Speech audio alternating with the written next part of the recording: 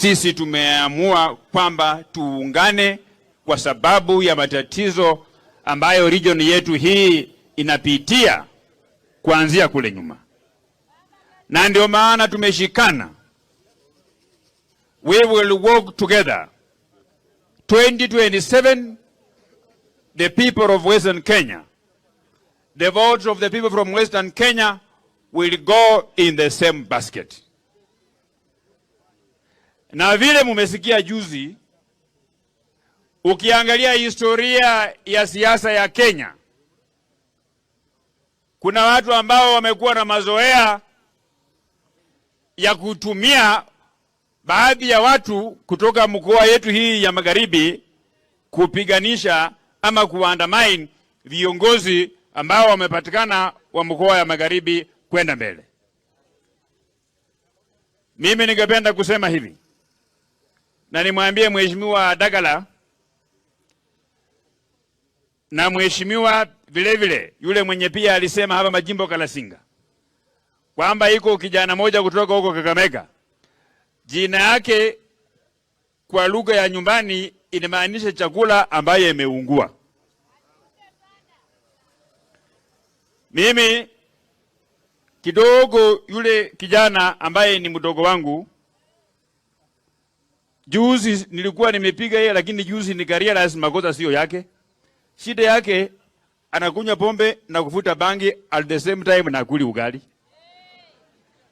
Na nimemwambia wakati nyingine akisikia amekunywa pombe, amevuta bangi, akiona mtu ya TV atoroke kabisa. Mpaka kama hako soba ndio address dunia yetu ya nchi hii ambaye inatufikiza sisi viongozi ambao tunazungumza. Tutashikana vile tumeshikana hivi ili tutafute suluhu ya matatizo ambayo wananchi wanapitia. Kama tumekaa tumenyamaza namna hivi, watu ya mkoa ya magharibi, sisi sio wajinga. We know where we are coming from, we know where we are going, and we know what it will take us to be where we want to go. We will never let the people of Western Kenya down. Tuko pamoja na nyinyi na tutasonga mbele mpaka tufike mahali tunataka kwenda. Mimi nashukuru huyo ndugu yangu mkubwa Timu Wanyonyi. Huyo Timu Wanyonyi, unajua kidogo ilikuwa nakuwa na wasiwasi kidogo na pima. Lakini vile nimeona yeye amesema liwe liwalo, juu chini, kushoto kulia, mpaka nakuwa governor wa Nairobi. Hata mimi niko hapo.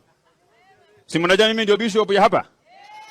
Ni ndio miti ya kama barabara ni mbaya 27 ikifika nafanya maombi barabara inakuwa mzuri inapitika.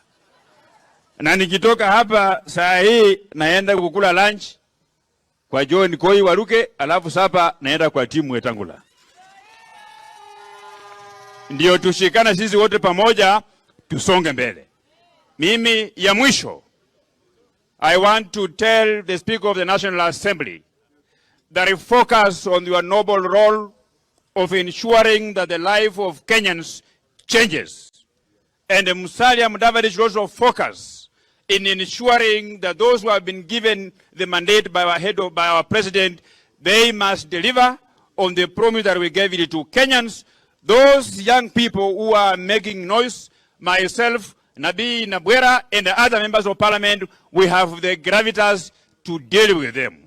We will deal with them, and we are not going to allow them to make you lose your focus in focusing on the bigger picture of liberating this country from economic turmoil. Kwa hiyo mengi na machache, Mungu awabariki sana. Mimi niko na mchango wangu hapa wa shilingi 200,000.